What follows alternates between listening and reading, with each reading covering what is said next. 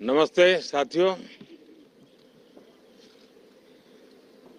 चुनाव में जैसे हम लोगों को भी दौड़ धूप रहती है, मीडिया के साथियों को भी बहुत परिश्रम करना पड़ता है, रात दिन दौड़ना पड़ता है, अलग अलग लोकेशन को कवर करना पड़ता है।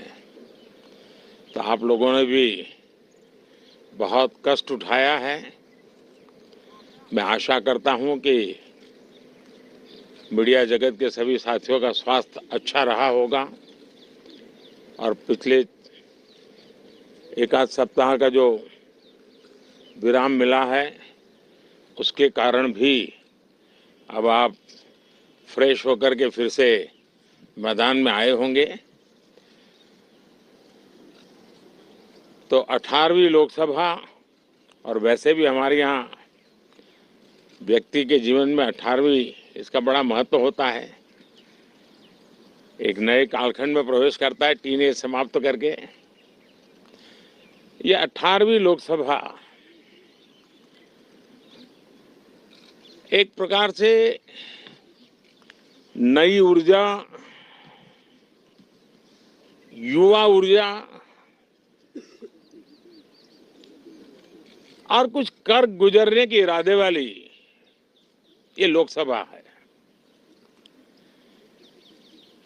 और आजादी का अमृत महोत्सव के बाद का ये पहला चुनाव है। और एक प्रकार से ये वो 25 वर्ष हैं जो हमारे अमृतकाल के 25 वर्ष हैं और जो 2047 देश जब आजादी की शताब्दी मनाता होगा, एक प्रकार से उन सपनों को साकार करने का एक बहुत महत्वपूर्ण पड़ाव ये 18वीं लोकसभा है। साथियों, एनडीए सरकार को तीसरी बार देश की सेवा करने का देशवासियों ने आदेश दिया है, अवसर दिया है। मैं देशवासियों का फिर से एक बार ये अवसर देने के लिए हृदय से आभार व्यक्त करता हूं और मैं देशवासियों को विश्वास देता हूं कि पिछले 2 टर्म में जिस गति से देश आगे बढ़ा है, समाज के हर क्षेत्र में परिवर्तन साफ साफ नजर आ रहा है। 25 करोड़ लोगों का गरीबी से बाहर आना ये अपने आप में हर भारतीय के लिए बड़ा गर्व का विषय है और मैं देशवासियों को विश्वास दिलाता हूं कि 18वीं लोकसभा में भी, हमारे 5 साल के कार्यकाल में भी हम उसी गति के साथ, उतने ही समर्पण भाव से देश की आशा आकांक्षाओं को पूर्ण करने में कोई कमी नहीं रखेंगे। आज सुबह एनडीए की मीटिंग हुई थी। एनडीए के सभी साथियों ने मुझे फिर से एक बार इस दायित्व के लिए पसंद किया है और सभी एनडीए के साथियों ने राष्ट्रपति जी को इसकी जानकारी दी और राष्ट्रपति जी ने मुझे अभी बुलाया था और मुझे प्रधानमंत्री डेजिग्नेटेड के रूप में काम करने एक नियुक्ति दी है और मुझे शपथ समारोह के लिए और मंत्रिपरिषद के सदस्यों के सूची के लिए उन्होंने सूचित किया है। मोटे तौर पर मैंने राष्ट्रपति जी को कहा है कि हमें 9 तारीख शाम को सुविधा रहेगी। अब बाकी डिटेल तो राष्ट्रपति भवन वर्कआउट करेगा और हम तब तक मंत्रिपरिषद की सूची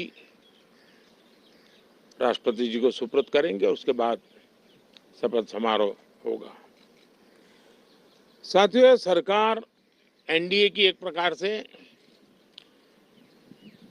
एनडीए 1, एनडीए 2 और एनडीए 3 ये एक निरंतरता है और हमारे संकल्पों को लेकर के, सुशासन के प्रति हमारी प्रतिबद्धता को लेकर के और देश के सामान्य जन के सपनों को पूरा करने के प्रयास के रूप में इस निरंतरता को हम और अधिक ऊर्जा के साथ और अधिक व्यापक विजन के साथ आगे बढ़ाएंगे और समय सीमा में लक्ष्यों को प्राप्त करने का हमारा प्रयास रहेगा। 2014 में मैं बहुत नया था। मुझे अब एक लंबे समय तक इस कार्य का अनुभव मिला है, हमारी टीम को अनुभव मिला है और इसलिए हमारे लिए अब तुरंत ही काम को आगे बढ़ाना बहुत ही सरल रहने वाला है और इस अनुभव का लाभ भी देश की सेवा करने में मिलने वाला है। इन 10 साल के कार्यकाल के दरमियान भारत की वैश्विक जो छवि बनी है, दुनिया के लिए एक विश्व बंधु के रूप में भारत उभरा है, इसका मैक्सिमम एडवांटेज अब शुरू हो रहा है और मुझे पक्का विश्वास है ये 5 वर्ष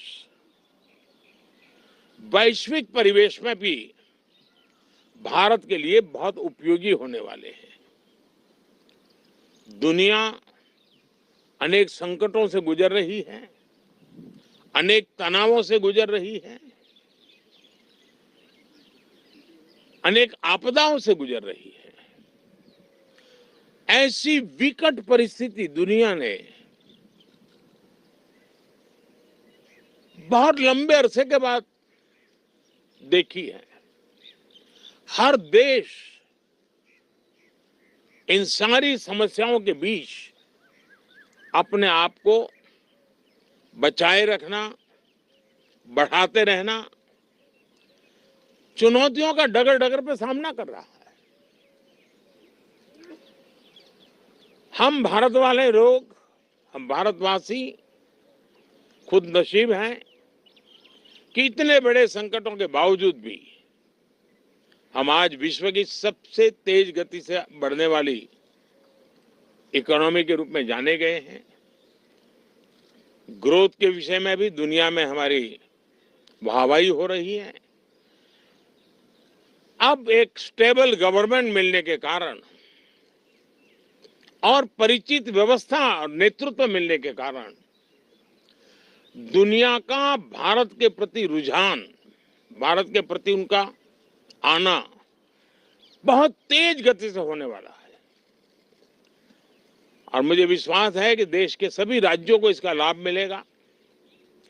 देश की युवा पीढ़ी को सबसे ज्यादा लाभ मिलेगा। विकास के नए ऊंचाइयों को छूने में एक वैश्विक भागीदारी का वातावरण आने वाले 5 साल में बनने वाला है।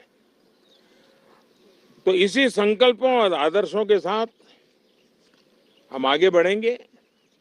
मैं राष्ट्रपति जी का हृदय से आभार व्यक्त करता हूं कि एक बहुत बड़े महत्वपूर्ण दायित्व के लिए उन्होंने मुझे निमंत्रित किया है। आप सबका भी दोस्तों बहुत बहुत धन्यवाद। Thank you.